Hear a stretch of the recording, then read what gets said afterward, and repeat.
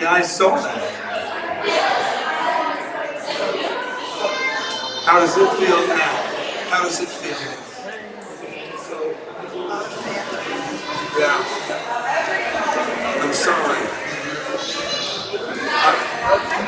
I keep you in my prayers. I have a sidecar. I have a sidecar.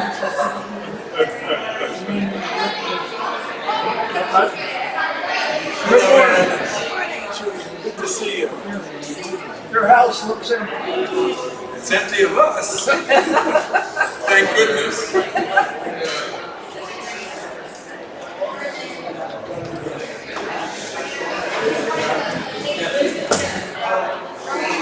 Good, how are you?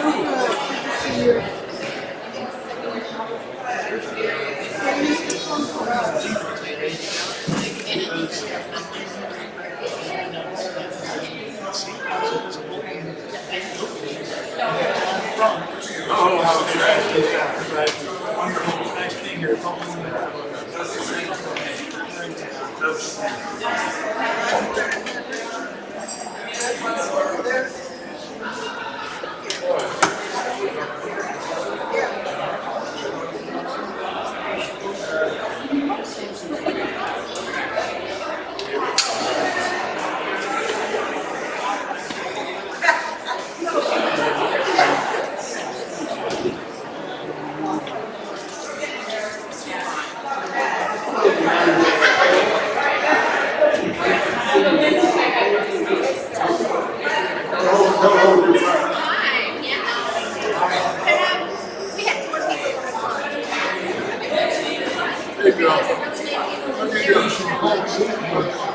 Hopping last night.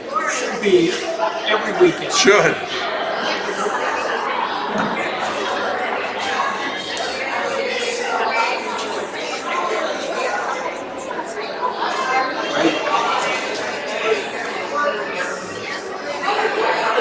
Good morning, everyone. Good morning.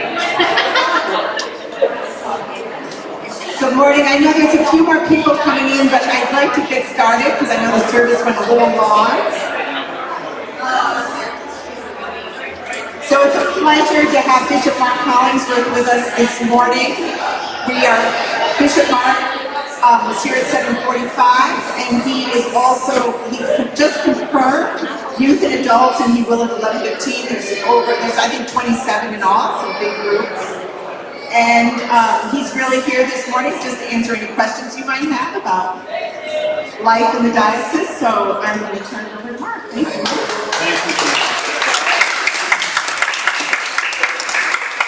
Thank you very much. Yeah, that sounds great. It's wonderful to be at St. Paul's Church this morning. And I really don't have an agenda of, that might be loud. I really don't have an agenda for this conversation. You may find this hard to believe to hear from a bishop, but by 3 services, I'm tired of my own voice. And I'm really more interested in what you care about and what's important to you in the church. Because as I've said to you before, if I don't pay attention to what's important to you, I can't be a very good bishop. And I'm still trying to be that. Ed. Where are you and your family living these days? Where are we living these days? Well,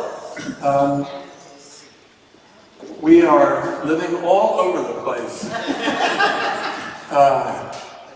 The youngest is just back from graduating from college and is going to be a counselor at Bellwether summer camp this summer, and then probably head back to Washington where she was in college.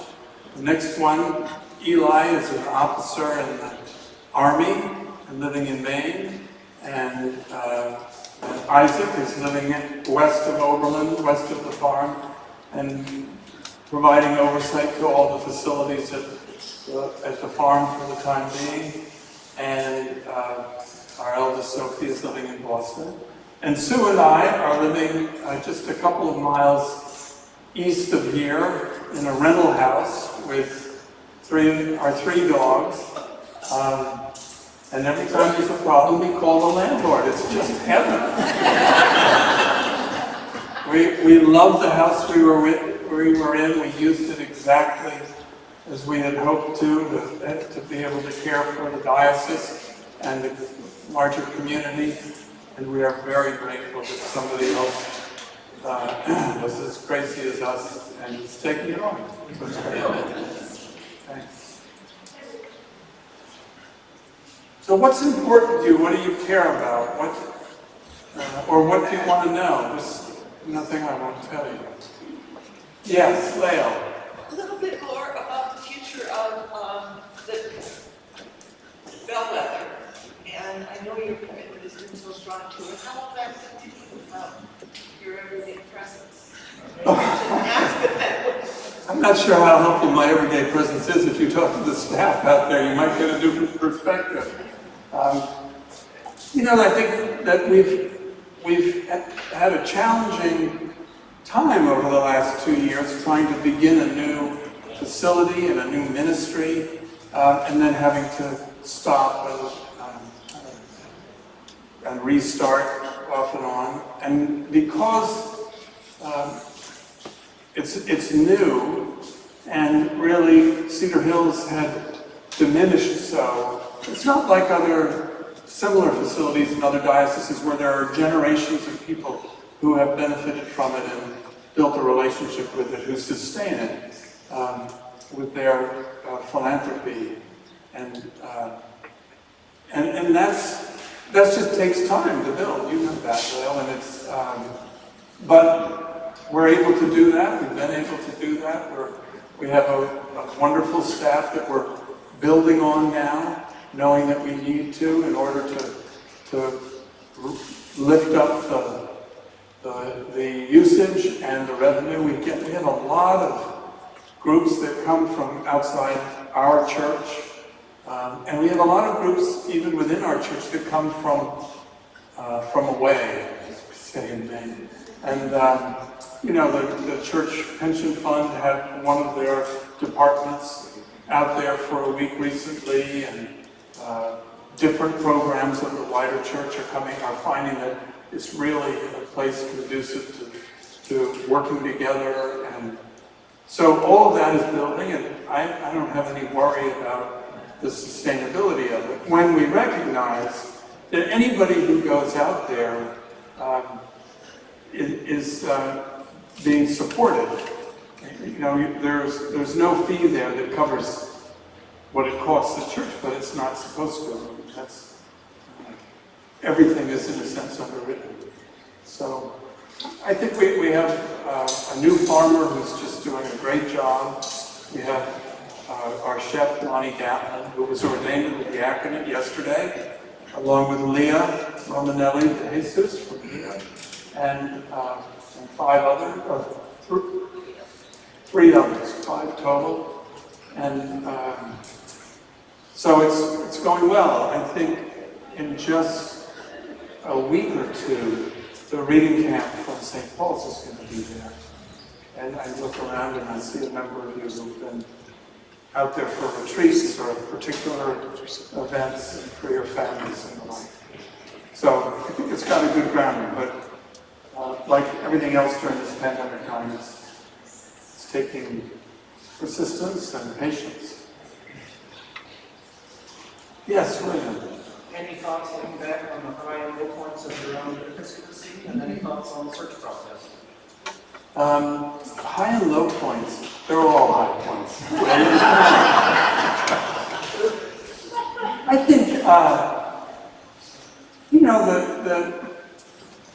the period of time that we've served together has been a time of real challenge in the church. I was elected in 2003, and that was a time of schism in the life of the church and real contention and division.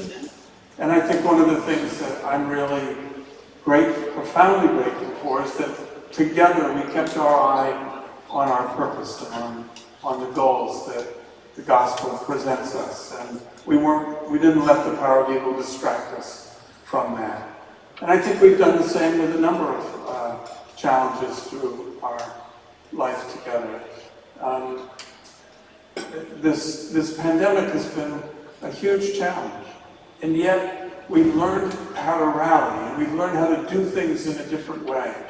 And we're learning how to live with this now, which I think we'll be living with forever. And we've learned some things about how to include people who can't be here physically that are making a great difference in their lives. So, I think the things that really are the most gratifying to me have to do with the depth of companionship that we've all been committed to and lived out together,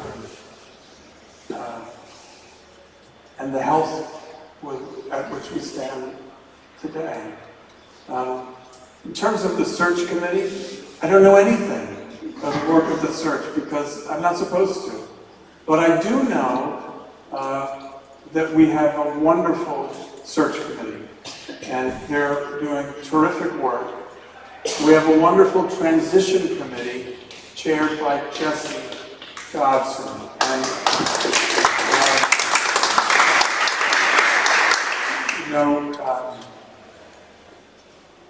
that you all support Jesse and her committee and the search committee and the standing committee, which Pamela Halloran is a member, that you support them with your prayers and encouragement and conversation and concerns is what makes the diocese so healthy.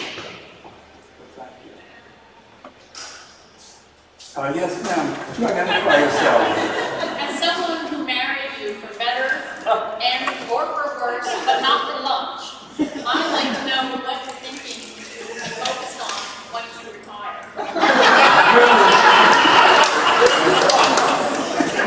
That's right. Whatever you like, darling.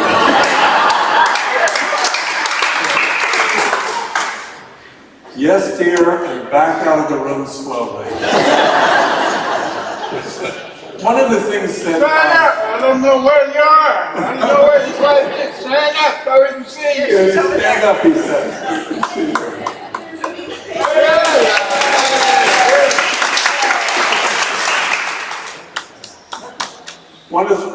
People ask a lot, where are you going to live? What are you going to do? And some people feel very strongly that we should have a plan, that that's going to be really necessary and all. I have to say and I'm careful not to speak for Sue, never trust a bishop who speaks for her spouse or his. We're luxuriating in a wide open horizon. We have a year or so of continuing to work together, and we're just not in a hurry. Every move we've made for the 30-odd years of our marriage, and I've been ordained for 41 years, has all been dictated by where we have to be when. And this is really quite remarkable to not have to be somewhere on a certain date. And so I think we'll certainly be able to spend more time in places that we love to go to, Little House in Maine and some others, but we're not committed to being in any particular place all the time. And Sue has a career as a college professor, and she hasn't announced, at least to me, retirement. And so who knows what we'll do. But we're really loving being able to focus on the work we still have here and not encumbered by anxiety about what's coming next. You want to add anything to that? Good. Yes, Leila. Unless somebody else. So we attended Project Hope at St. John's, historic St. John's, last night. Right. And it has grown in spite of other things, and it started under your leadership. It's such an important asset to our diocese. So I was, as you sit there, you think to yourself, whether St. John's, historic St. John's in the future, do you care to speculate on that? Yeah. As you all know, probably historic St. John's in Ohio City is one of the longest-standing buildings, oldest buildings in the diocese. And when I came here, it had a very small worshiping congregation of half a dozen or so. It was part of a shared ministry with two other congregations, one of which is closed, and the other is St. Luke's. A number of you have been involved with St. Luke's. And historic St. John's, the congregation came to me not long after I came and said, we just can't keep doing this on our own, and we really want to worship at St. Luke's, and we don't know what to do. And so we made a decision to work with some people in the community, and in a sense to mothball the church, not to sell it. It has an extremely important history. It was the last stop on the Underground Railroad, and its name was Station Hope. Its code name was Station Hope. And from the tower, they would look towards Whiskey Island to see the lights of the boat to take escaping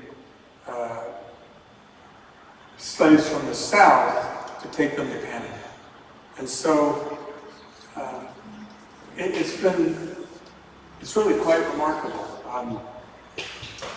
So we've kept it going. We've worked with Cleveland Public Theater and a number of other groups to use it in creative ways. And one of the things that we've been able to do and continue to do for years now is the Station Hope Festival, which has street performers and music and all kinds of things.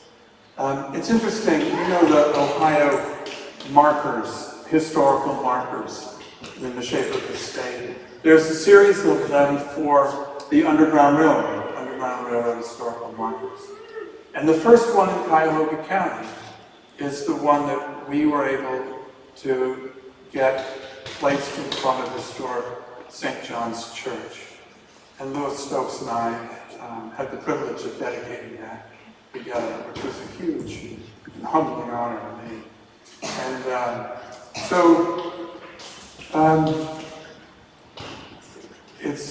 we'll see. I think there's, as you described, there's commitment in that community. That community is changing.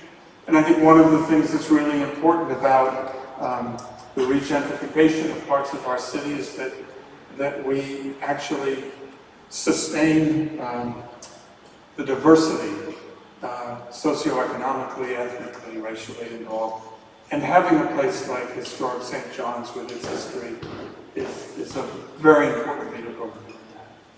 So I would hope that it's something that the diocese, you all would continue to be dedicated to.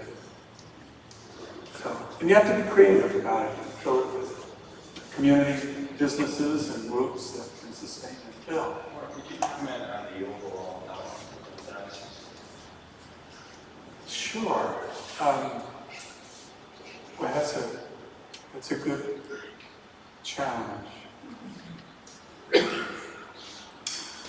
I'm in a different church most every Sunday, and I would say that my experience of the vitality of our congregations at this point in the pandemic is very high. It's very strong. And I think that that's a real measure of the health of the community. Most congregations are not back to where they were pre-pandemic in terms of numbers in worship. And they're still trying to sort some of that out as the numbers of infection and illness and all fluctuate in Northern Ohio. But there are some congregations that are higher in attendance and involvement than they were before. And that just has to do with the commitment of the congregation and their care of one another, and they're reaching out. And, so I would say that overall, that we're in a healthy place. Now, all the mainline denominations have been for some decades experiencing decline in numbers and in resources. But we're not more or less than that. We sort of track along as with most people. But one thing that has happened is that those small congregations that were on a trajectory toward closing, this pandemic has accelerated that. And so we've closed 2 or 3 congregations just this spring. And but we're also repurposing buildings. And in fact, historic St. Andrew's Church in Cleveland, their building couldn't accommodate airflow to make it safe for them to use. And so we offered for them to start using St. Albans Church right here in Cleveland Heights during the winter. And they stayed there, they're still there. And not only does it fit their size and their needs, but they're beginning to see that the ministries that they can offer are better suited to that immediate community than where they were in the changing demographics of the inner city. So,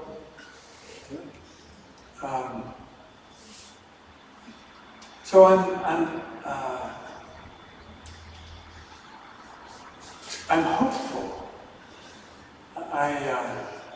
Yesterday at the ordination, the preacher, Ruth Mercer, who's the president of or the chair of the Commission on Ministry of Lakewood, and of one of our congregations, distinguished between optimism and hope, and pointed out that optimism is continuing to do the same things, feeling like it's going to be okay, and hope puts us in a position of change. And I'm very hopeful because of all the change that you and other congregations have been willing to engage and undertake. So I think we're strong. I think we certainly are strong in leadership, clergy leadership, and lay leadership, and engagement with diocesan ministries. And I think the finances of the diocese have been very well shepherded by the trustees. And over these last 20 years, all of those things seem to be healthy. So, and there seems to be a lot of interest in who the next bishop is. And that's a healthy sign, right?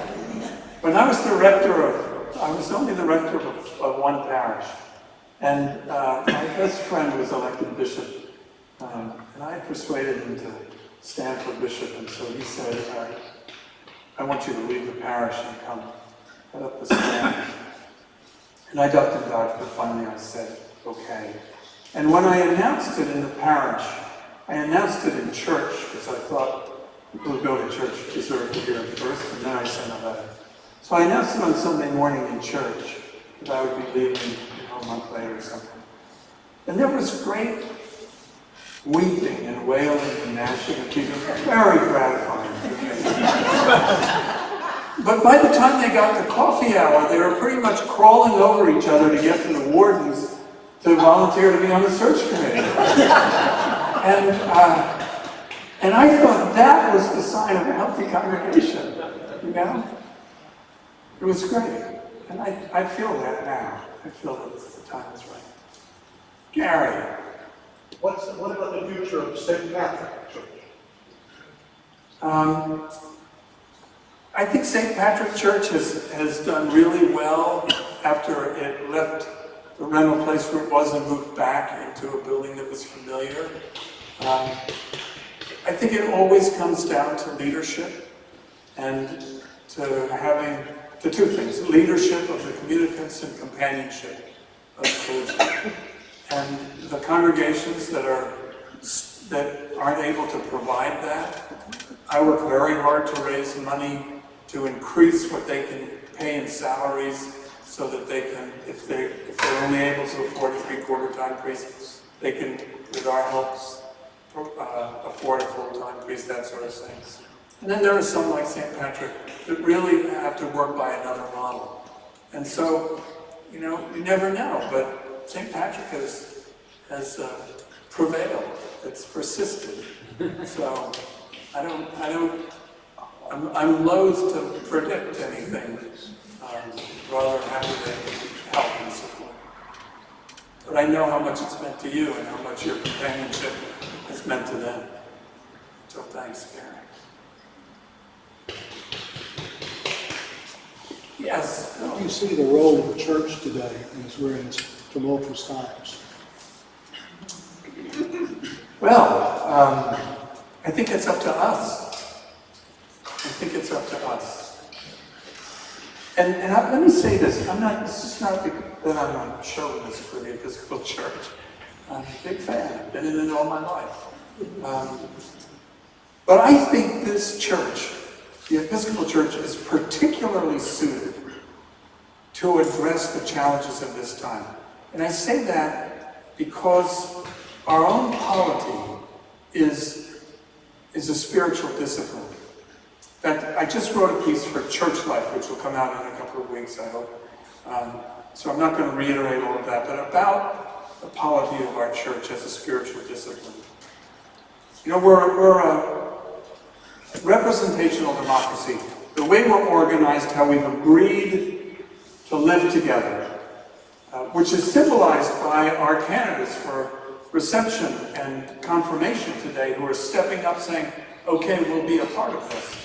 The way we have agreed to live together is this really wonderful spiritual discipline of surrendering some of our baptismal authority to one another by electing them people, you know, vestry and wardens, and ordaining people and calling clergy to serve, and electing a bishop, and electing delegates to diocesan convention, who elect deputies to general convention. All of that is this process of surrendering some of our baptismal authority for specific things to one another, which of course is calisthenics for surrendering ourselves to God. So that's the first part of the spiritual discipline of our polity. The second part is that in the mystery of God, what we invest in one another of our spiritual authority, we receive not as authority, but as responsibility. So people say to me, well, that's your authority, that's the bishop's authority. Not really. It's our baptismal authority at work. It may be my responsibility, because you've asked me to do that, and you've given me the vehicles by which to do it. But there's a difference between authority and responsibility. And that comes from the founders of this country. They were the same people who designed our church governance as who designed our federal government. So That's why we're so messy.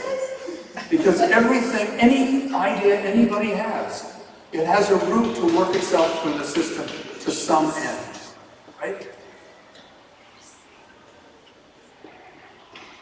I don't believe that God has called us together in the church to agree with each other. If God's intention was that, God would have started with a much more likely group. But the fact is, I really believe this. I mean, I make light, but I really mean it. I believe God has called us together in the church to learn how to live with differentness, with the phenomenally rich diversity and differentness that we all represent. We and all the other congregations of the diocese and all the dioceses of the church and all the communities that we serve. That's why God calls us here, to equip us and teach us how to live together with differentness so that we can model it to a world that is desperate for models of how to live with differentness. And I didn't do that. It's just how I understand. And, you know, it pains me that our government at every level, which was designed to do the same thing, is not working. There isn't an interest in the common good. You know, what we learn from Jesus and what we learn from each other in the church is that this is not a zero-sum game. Somebody doesn't have to lose for somebody else to win. And yet, our democracy has been in a perilous situation because of our unwillingness to understand that there is a common good to which we can contribute. The founders of our democracy and those who wrote the Constitution, you know, they had some real wisdom. The 60% threshold for the Senate, which infuriates me, is really important to me. Because if we take it seriously, it requires us to work together. But right now there doesn't seem to be any interest in finding 60 to do anything. There's only interest in blocking 60 from doing anything. And that's what's frustrating to me. So we need to learn how to do it, or continue to do it, and model that, and share that, and by word and example, as we all agreed at the last service and will at the next, and our baptismal covenant. So anyway, you teed that up for me. I wasn't expecting I care a lot about it, and I really think we have an ability to do that, but we have to stop being so bashful. And we don't have to say you ought to be Episcopalians. We have to say the power of evil only wants one thing, and that is to isolate us from each other, because it's the only way it wins. The only way it wins. But together, where 2 or 3 are gathered together, there's nothing we can't do. I've always said that if they said to us, you can choose to be whatever saint you want to be, I would be St. Jude. No question about it. The patron saint of lost causes, because there's no competition of the power of evil about lost causes, right? That's it. The power of evil is relentless at keeping us separate. And we don't have to buy it. So anyway. Last question. So reflecting on first reading, Yeah. it's a role of the church instead of waiting for the earthquake to make the earthquake happen. Yeah, I think it is in some cases. Depending on I mean, it gets a little tricky because depending on what the earthquake is, there are plenty of people in the church who want to initiate an earthquake that I don't think is going to be all that helpful. I mean, that happens in everything. But you're right, it's about action. And And one of the things about Scripture, about the Bible, is that it's all about